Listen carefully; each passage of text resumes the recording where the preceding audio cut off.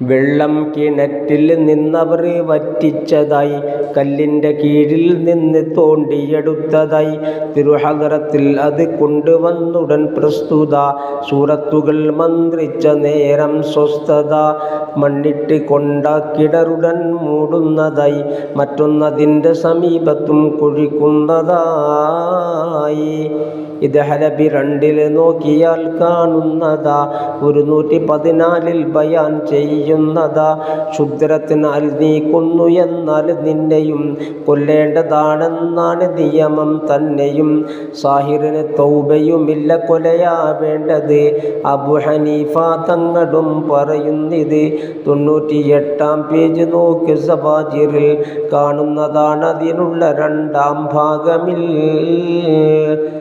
സിഹറിൻ്റെ ശല്യമിൽ നിന്ന് റബ്ബേ ഞങ്ങളെ രക്ഷിക്കണേ, രക്ഷിച്ച പോൽ നബി തങ്ങളെ.